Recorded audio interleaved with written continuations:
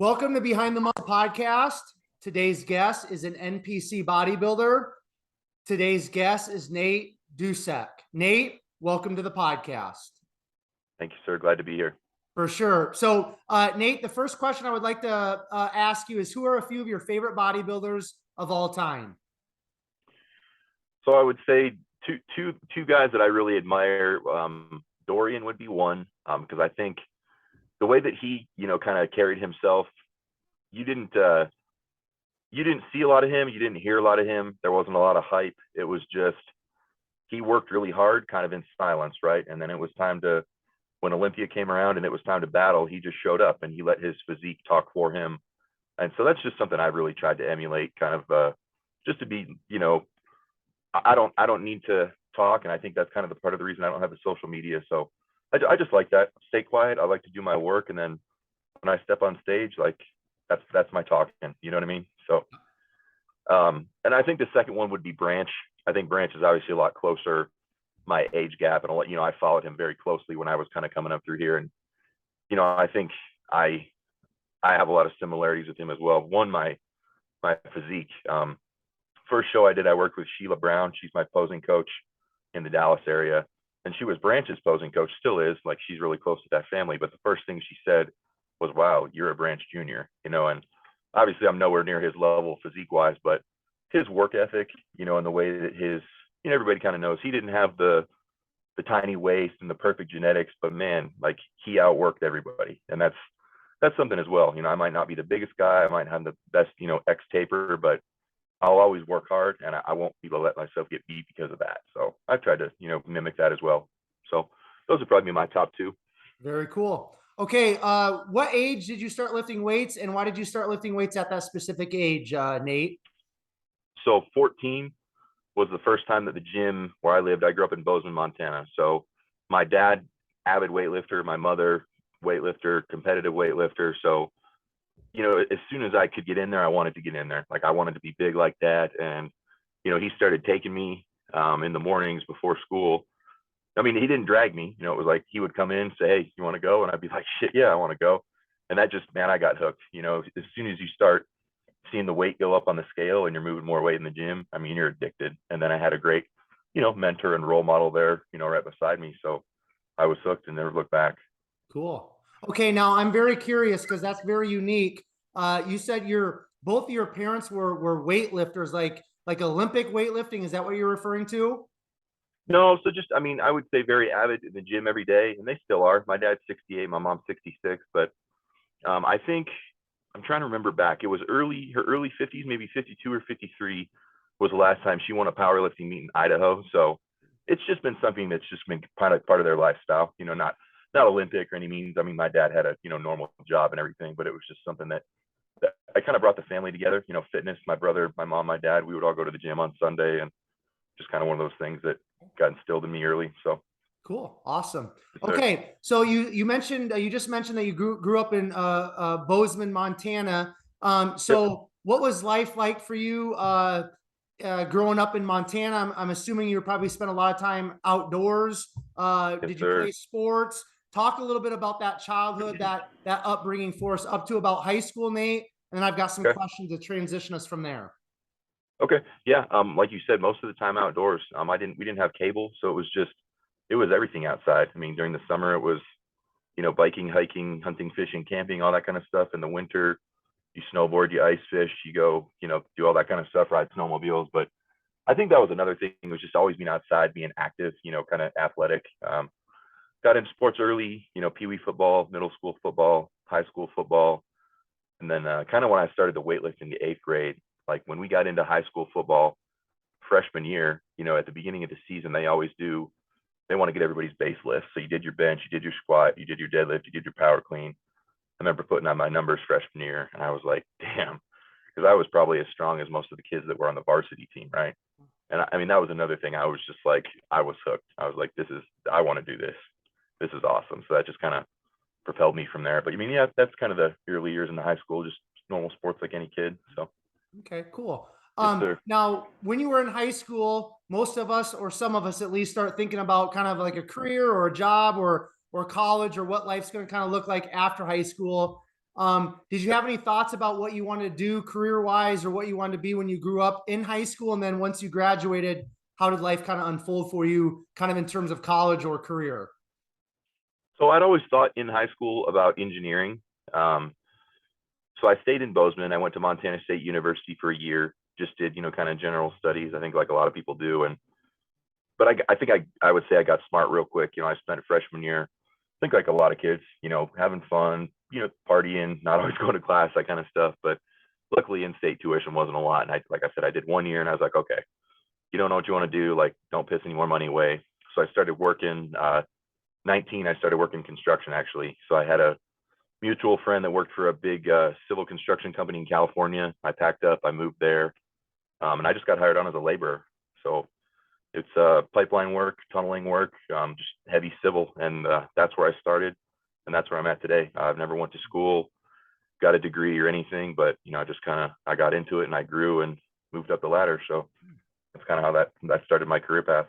Cool, awesome. Now, what is it like? You mentioned construction. Like, what specifically type of construction do you do? And like, are you out on the field now, or are you kind of more in the office? Like, how have you worked your way up, if you don't mind sharing?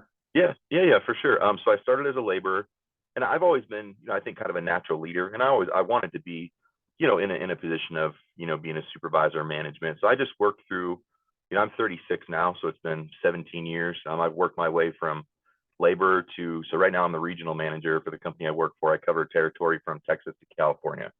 So I have about 7 different states I work in right now, about 250 guys under me, and I manage about $200 million in government contracts of work. So we do large diameter pipeline work. Example, we have a job in Dallas right now. It's a drainage project. It's a tunnel job. So it's 150 feet deep below the street. The tunnel is 38 feet in diameter.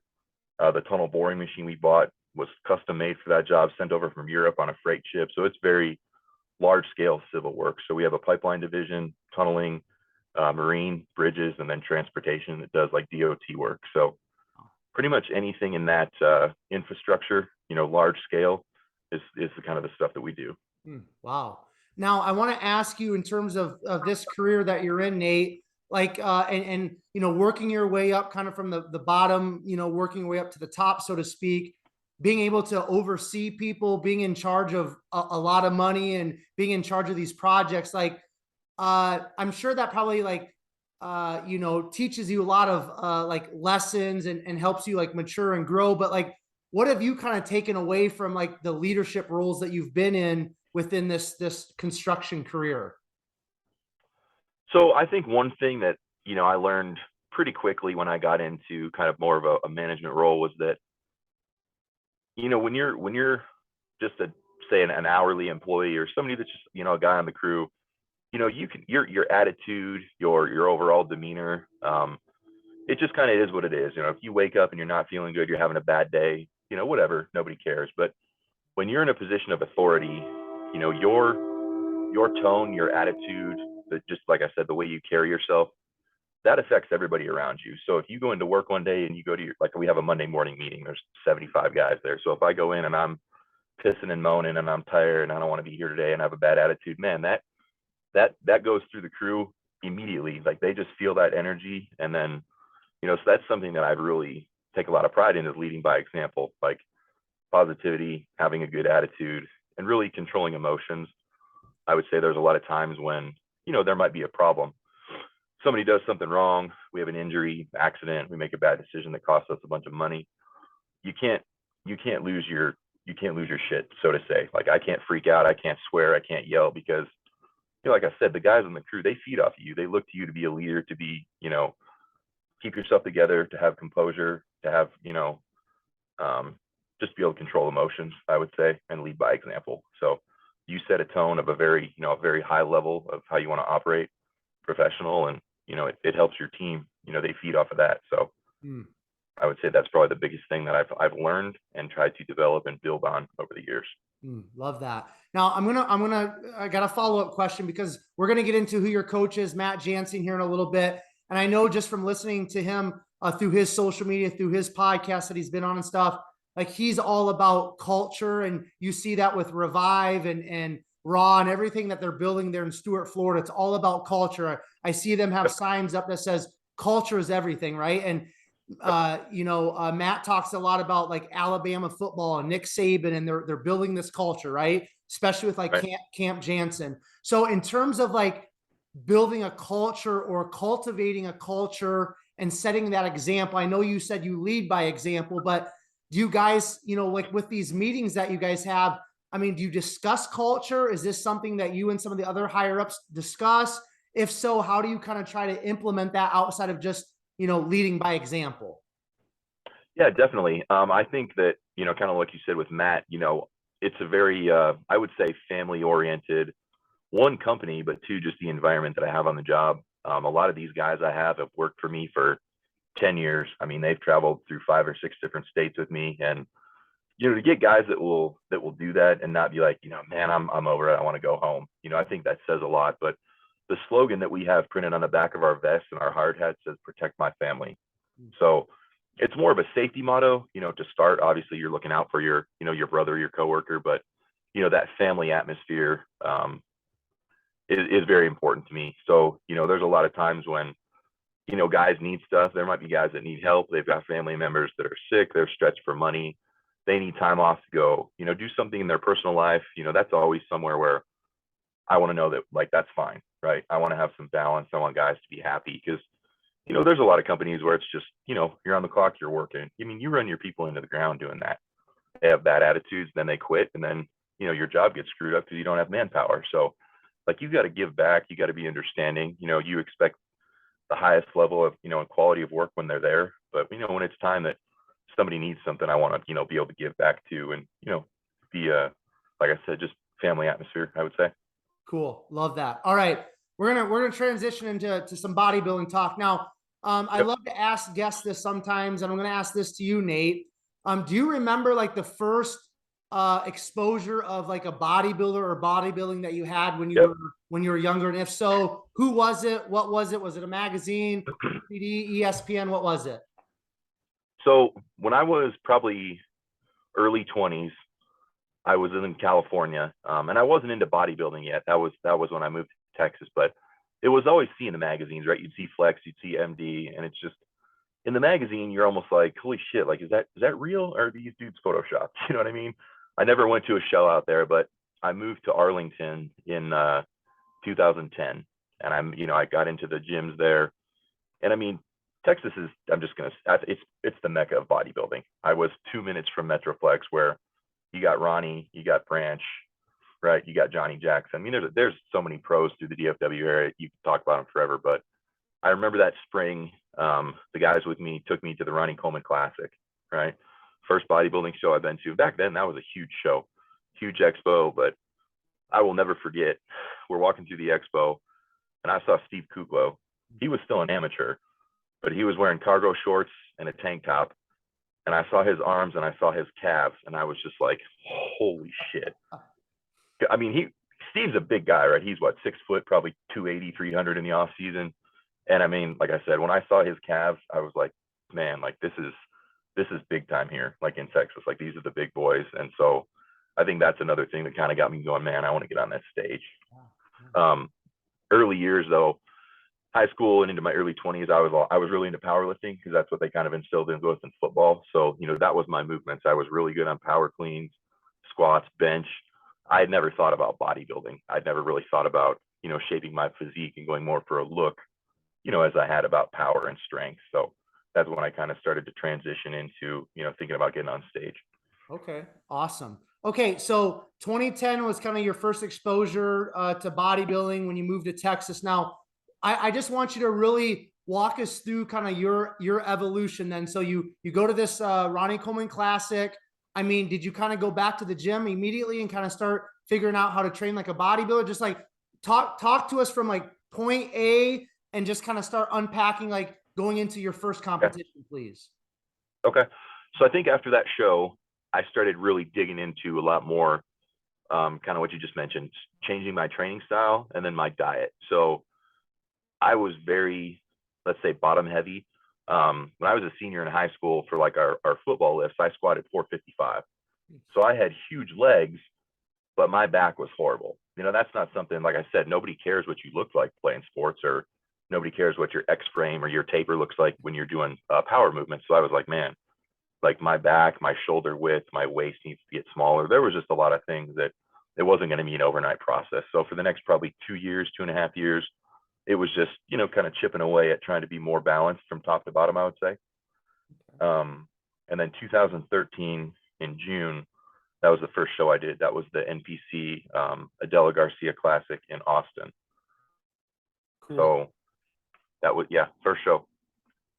Okay. So I prepped for that. Oh, go ahead. Oh no, you go ahead. I'm sorry. Go ahead. Oh, you want me to just kind of keep going through the timeline? Well, let me, I want to, before you go into that first competition. So kind of that first couple of years of training like a bodybuilder, right? How did you kind of teach yourself, or did you have a coach? Did you have a mentor? Did you have somebody at the gym that kind of showed you, like, how did that unfold? I think just talking to guys at the gym, guys that I was lifting with, guys that were already competing, that were, a little bit older than me, or already had experience. I don't know if you know any of the guys in Texas, but so Jonathan Irizarry, NPC Bodybuilder, He's Armand on the Adibi. podcast. Great guy. Okay. So Armand Adibi, Stephen Frazier is an IFBB Pro in Dallas, and then Joe Mackey, another pro. He trains at a destination where I go every couple of weeks. So those 4 guys all trained at the 24-hour fitness in Arlington. It's a small world. I mean, there was so many guys that started there that are pro bodybuilders now, but I think training with those guys and kind of watching them, it was an advantage, because you can only read so much in a magazine. You can peel those workouts out and try to do what they say, but until you see somebody that's doing that and you see how big they are and what they look like doing it, it was a lot better. So just hands-on and watching and learning, I guess. Okay, excellent. Okay, now I want you to kind of walk us through then your first competition. Did you prep yourself? Did you have a coach? How did it go? Did you really enjoy did you enjoy that process for the first competition? I would say the first competition was brutal because I was so heavy. And, the first time you diet down, you got to lose all that fat you've carried your whole life, your baby fat, to really get shredded. So I started at about 270. We did a 20-week prep. I worked with a guy named Jeff Dwelly. He's in DFW. He's a prep coach there. Knew him through just kind of a mutual friend, but and I ended up standing on stage about 200. So it was 20 weeks of just hell. It was double sessions of cardio. It was really low calories, and it sucked. But when you finally step on stage and you see your photos and you're like, man, just the transformation, you're like, okay, that's cool shit. So now I've leaned myself down to I've gotten rid of all the fat, and let's just, let's build back slowly and let's improve. And so start the process again and get bigger and better for the next one. Yeah. So, yes, sir. How did you do in that first competition? So I remember the day that we were going to enter, Jeff was like, well, we're probably going to do the novice because your first show. And I was like, no, I'm not doing novice. Like I've seen the novice guys, right? I'm not trying to be cocky, but I knew I had a decent physique, right? I just said, like, I'm doing open, let's go. So I did open. I was light heavy and I got 4th. Nice. So, Texas NPC shows are big. There was probably 20 guys in that class. So I was like, hell, man, top 5. Cool. That was cool to me. I didn't care.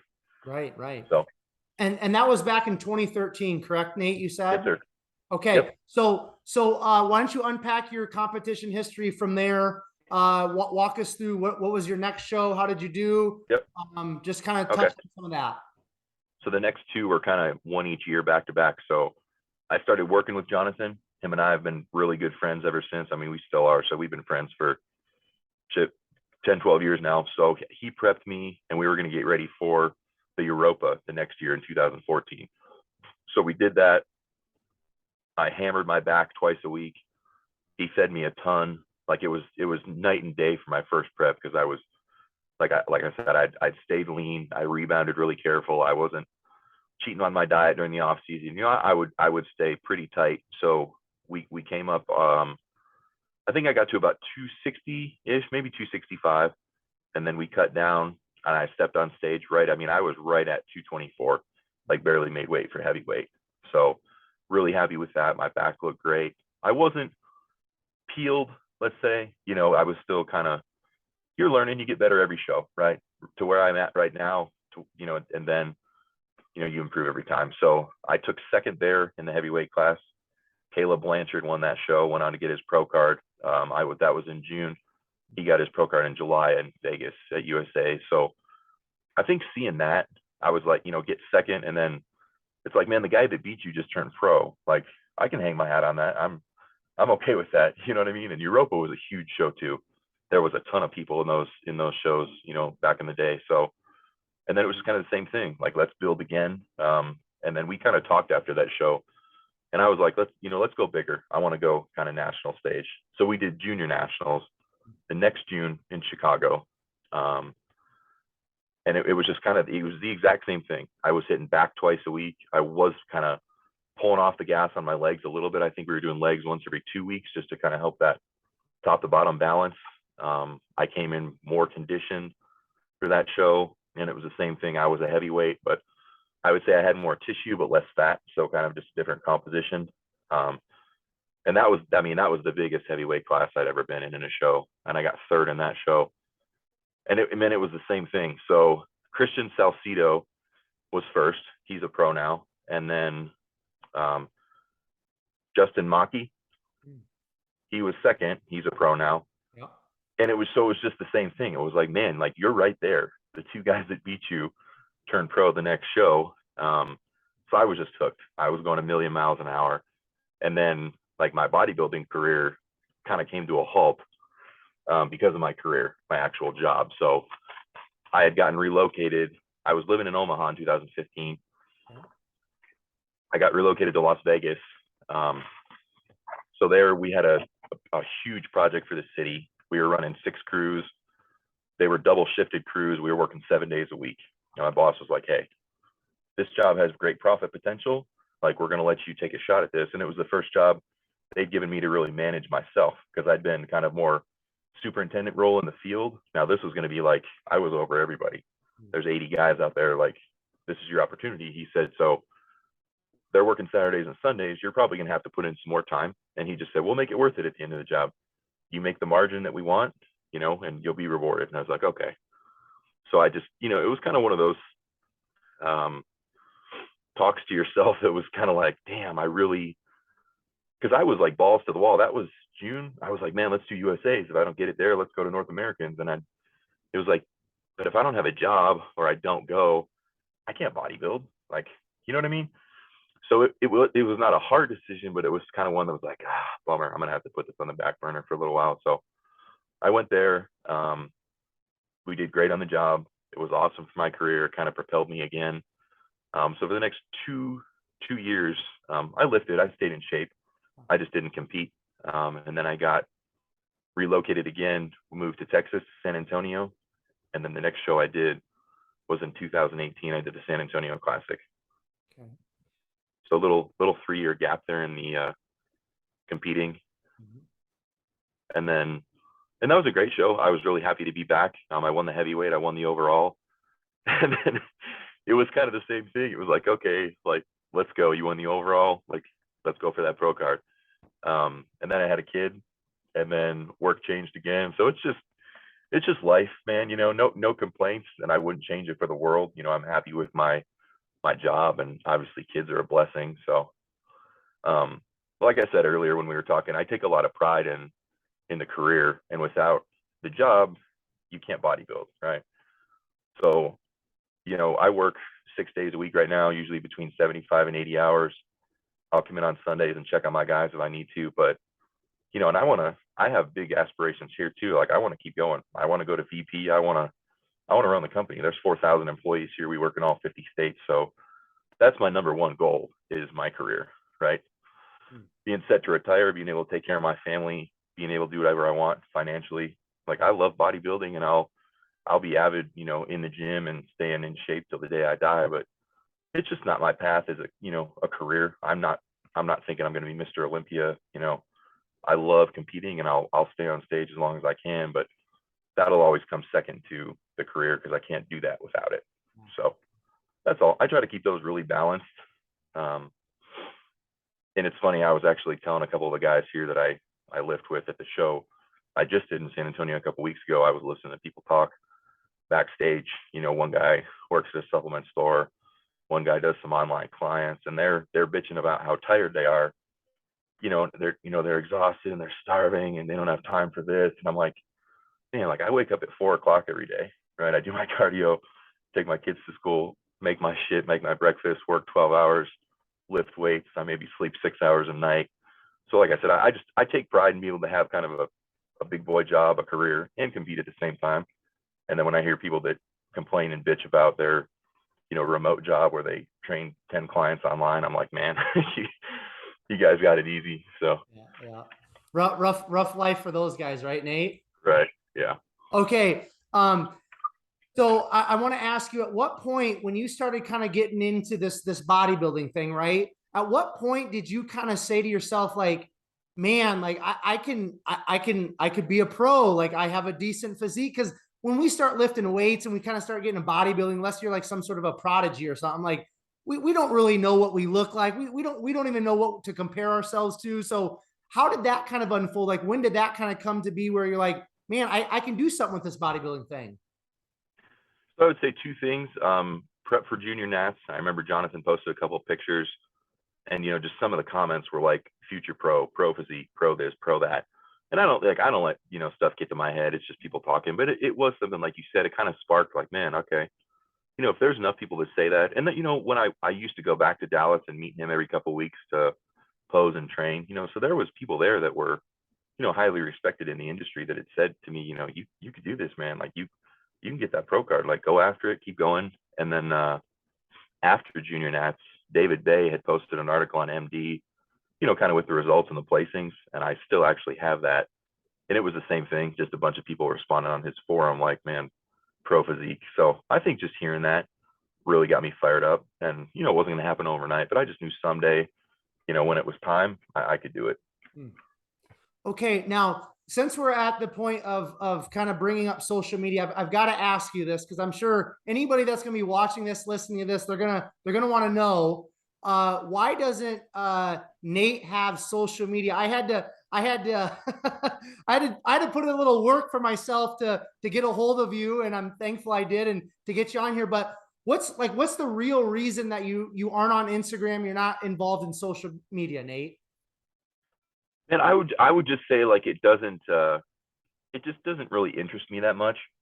So like I told you, when my kind of when my day starts, like by the time I get home at night from the gym, I see my kids a little bit before bed, make dinner, like I'm done. I don't have time to, I don't want to get on social media and, look at anything or read stuff. And, and a lot of people have been like, man, if you just posted some pictures, get some sponsors, I kind of know how that all goes. I know enough people that do it. They want you to post and rep their products and do pictures and videos. And like, I have zero ambition to do that. And like I said, the last thing I want to do at 10 o'clock before bed is be like, oh shit, I forgot to post for my supplement sponsor. You know what I mean? So I think just those couple things, but also, over the years, I've seen enough close friends and stuff, how social media affects them, I would say negatively, like posting a picture and getting, people with shitty responses or trying to pull you down, or just the drama it can start.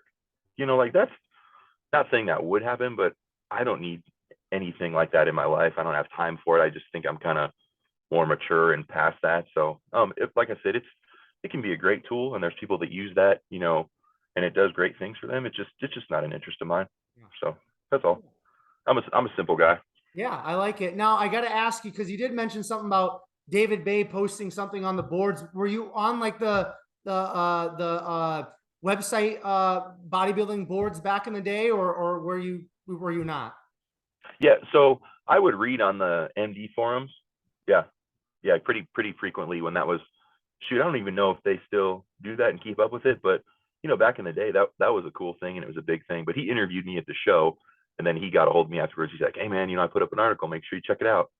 So Awesome. yes, sir. Yeah.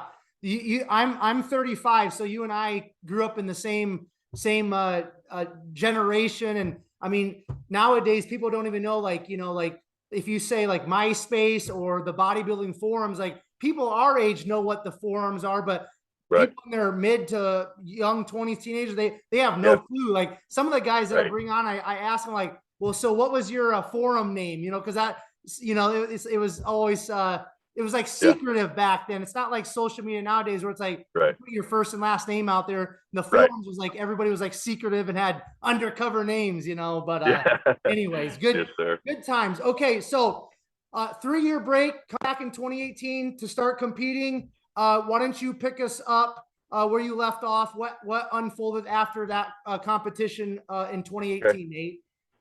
So like I said, right after the show, like I kind of refocused again, like, hey, let's go, let's push national show. And then my son was born, you know, so that just kind of changes things when you have a kid. Anybody that does, it's several months of early mornings, late nights, no sleep, that kind of stuff. But I wanted to be home for that too, you know. Getting into prep, it's, you know, you're gone in the morning, you're probably lifting a little bit later at night, and I didn't want to miss any of that early. And then so that carried kind of into 19, and then 20, obviously COVID hit, right?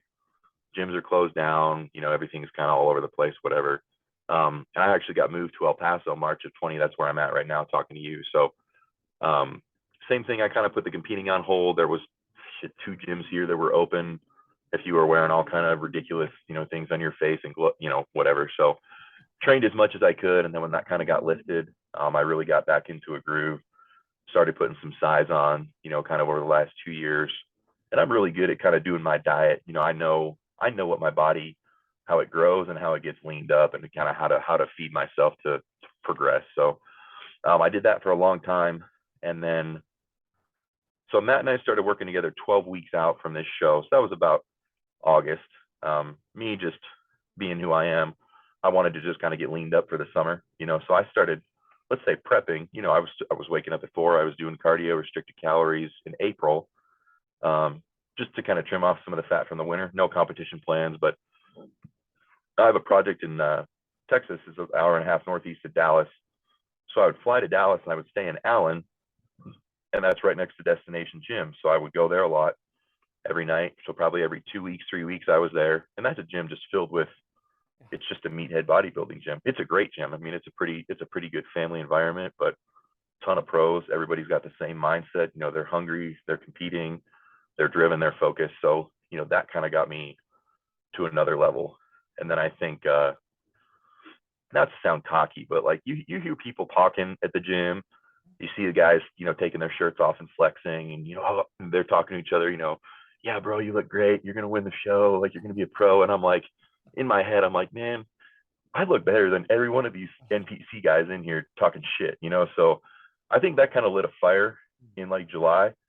So I'd always respected Matt, followed him, you know, his clients, his guys, you know, and he works with NPC to shit Mr. Olympias. You know, the way he carries himself, he's very calm. I like his demeanor, very respectful. You know, I've never seen him get into any kind of, you know, social media, you know, scuffles, drama. I think just the way he carries himself, very professional. So I'd always respected that, you know. So I'd reached out to him and sent him some pictures, and I just said, hey man, like, here's what I'm looking at, qualifier, and then let's put our heads together and you tell me what you think on nationals, if I'll be ready. And so we just started from there, beginning of August. Okay, cool. Now, why don't you talk about this competition that you just did? I think it was like 2 or 3 weeks ago. Talk to us a little bit about that. Obviously, you won and you did very well. What were your thoughts on it?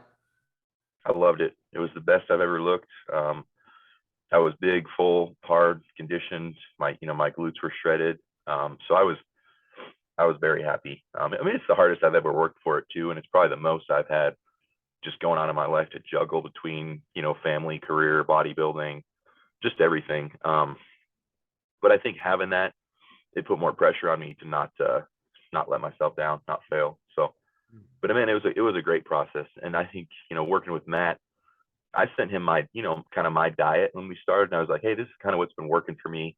You know, so he tweaked a few things, and man, it was perfect. I started with him, I think maybe low 230s, 32, 33-ish.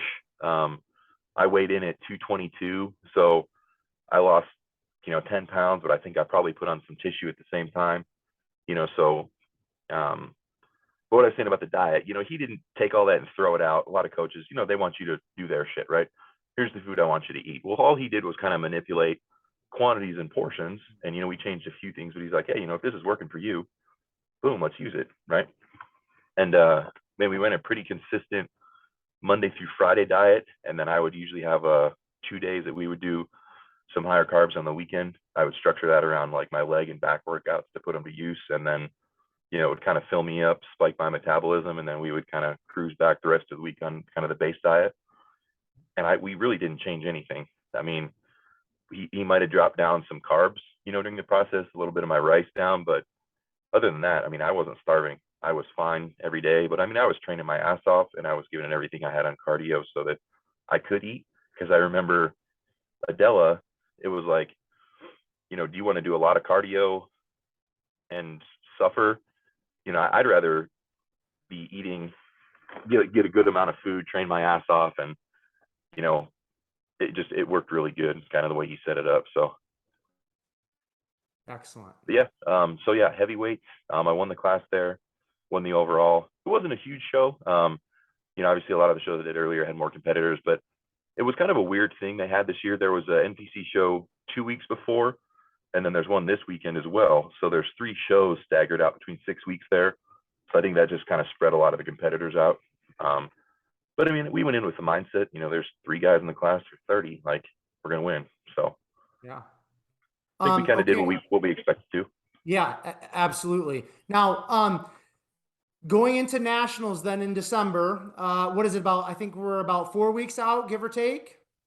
Weigh in 3 weeks from today. Okay, perfect. So we're right around the corner. Now this will be your first national pro qualifier that you've ever done, correct?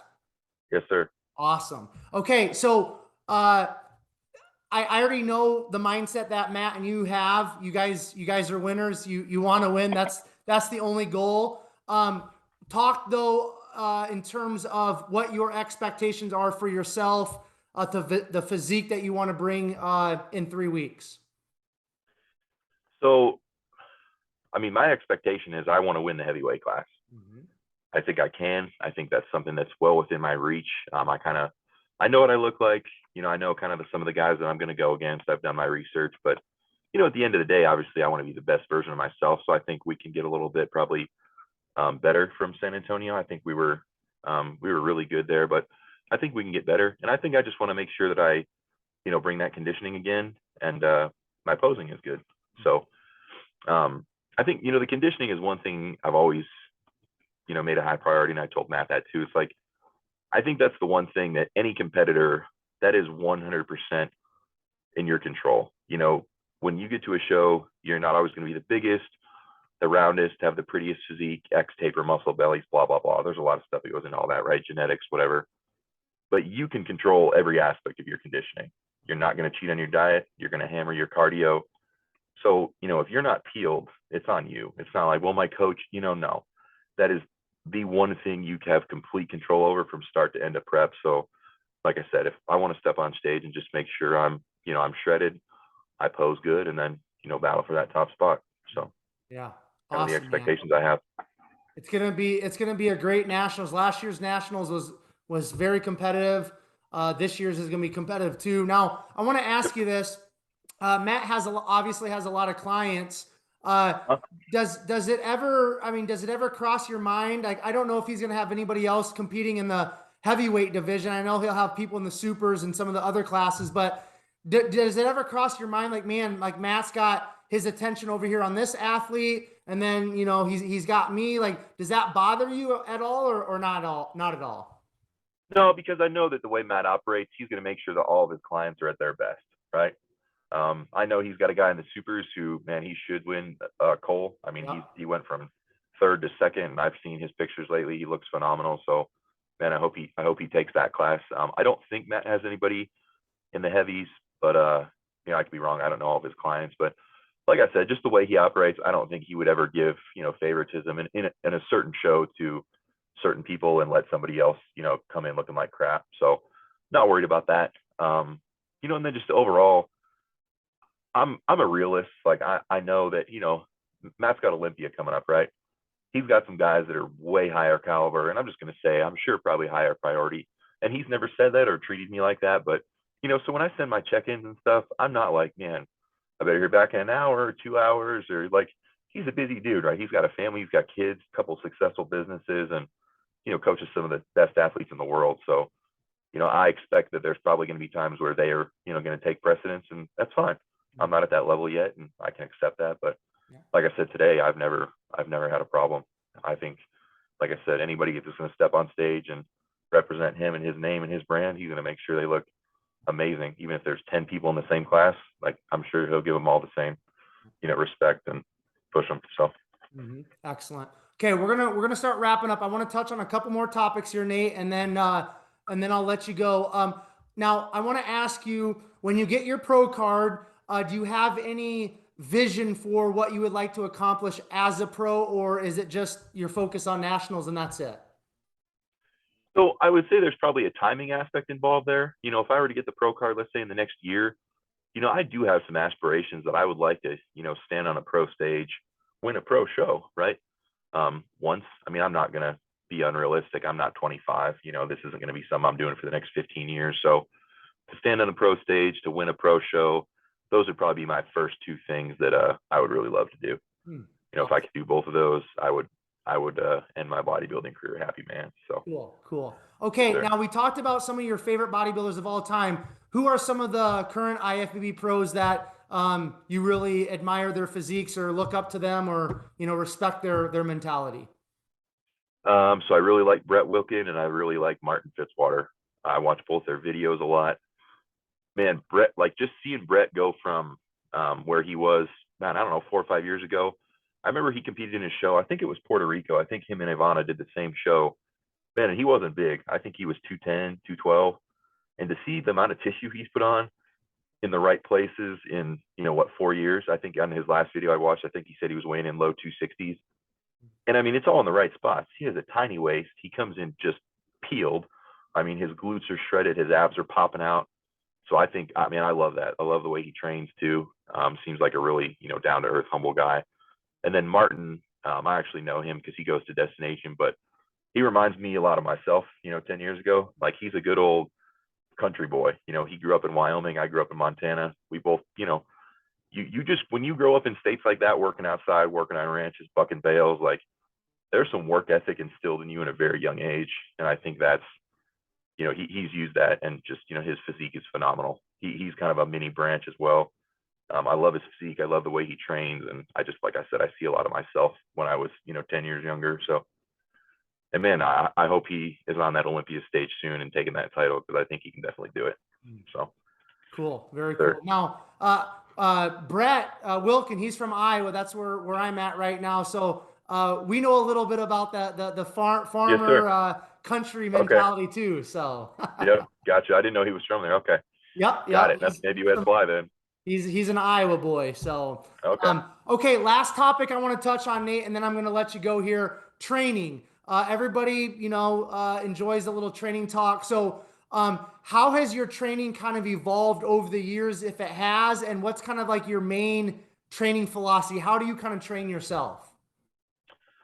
So Matt sent me, kind of a training protocol when we started. So I've used kind of somewhat he had, what I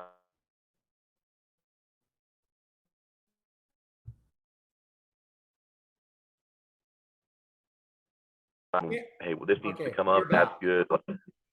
Sorry, I had a call come in. Oh no, you're fine. Just kind of start over where Matt sent you something, because then you went silent for a quick minute. Oh, okay. I just said he sent me kind of a training protocol when we started prep. So I've kind of used, that with some of my own stuff here, with the equipment I have, and kind of the things that I know, that I can really feel in my muscles and that I've benefited from. So I think just over the past few years, I've known what body parts need to come up. I put more focus on them, and usually that's been training them twice a week. So my legs and my back, I'm trying to hit twice a week. Like my hamstrings and my adductors are kind of weak points for my eyes, and then my back. So those are things that get hit twice. I usually stay in that 12-ish rep range, and then, I think a lot of guys have kind of gotten into that, doing a couple working sets, and then your back off set or whatever that is. And I really like that. I switched over to that, probably a year and a half ago as well, and man, I love the way it feels, the way I look. So, I've also kind of adapted that training style. It's become a little popular. Okay. What are some of your go-to leg movements, Nate? So man, I love the gym here, the Cybex hack squat. It's probably the most vertical hack squat I've ever used. So like it is tough. I really like that. I'm going to call it that super squat machine where you can stand in, it's either face, one way or face the other with the pads on your shoulders. And then I really like the Pit Shark belt squat. Okay, cool. So those three, I think it's because you can still place all the right tension on the muscle and grow. And it's not, I don't knock barbell squats, but I think as you get bigger, it's hard to get your arms back to grab a barbell, and it just puts a load on your entire body, right, from your entire spine to your feet, right? Where with hack squat is it also compresses your whole body, but I think that belt squat, that's probably my favorite, just because it's grabbing you around your hips, and all it's working is your legs, your upper back, your shoulders, your arms. You're not getting fatigued everywhere, where you can just really focus and just destroy whatever, hams, quads, whatever you're trying to hit. So that's probably been my favorite machine the last 2 years of this gym I have here. Okay. And then the last one, because you said back was something that you worked on for years, trying to bring up, what are some of your back movements that you found that have helped add some tissue? So, man, just really the basic stuff. I love barbell rows. I love underhand barbell rows, T-bar rows, dumbbell rows, really just for the mass and the meat. So those are always been a staple in there. I'll use machines too. There's a time and a place for them. I think I probably train a little bit more with machines as I'm getting closer to the shows, just so I don't have as much of a hip hinge and just tension and pressure on my lower back. I don't want to have something get injured, getting real close, trying to hold up heavy weight, as you're getting more, lean and reduce calories and that kind of stuff. So, but definitely off season for growing, those 3 or 4, just, meat and potatoes movements that have always worked. I mean, they're tried and true, and that's why everybody still does them, is because they get results if you do them the right way. So, right. Yes, sir. Cool. Okay, Nate, I think we had a pretty thorough chat, man. Before I do a quick outro and I let you go, if there's any final thoughts, any final words, any shout outs that you want to share with us, I'm going to turn it over to you, and then I'll do a quick outro and that'll be a wrap. So go for it, my man.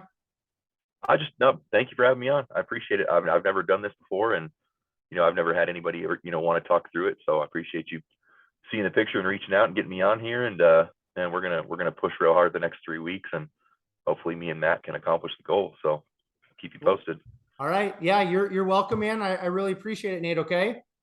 All right. Yes, sir. Thank you. All right. You're welcome. All of you who are tuning into this episode of Behind the Muscle podcast, I just want to say thank you so very much. Quickly, as we wrap up this great chat today with Nate, if you have not done so already, make sure you hit that subscribe button. Also, take this episode with Nate, share it on your Instagram stories. I would ask you to make sure you tag Nate, but as you found out, he does not have Instagram. So just go ahead, tag his coach, Matt Jansen, and tag Behind the Muscle podcast so that we know you listened specifically to this episode and found great value in it, in which I know you did. And then finally, I will leave you all with this. Remember, behind the muscle, there's always a story. We'll catch you guys later.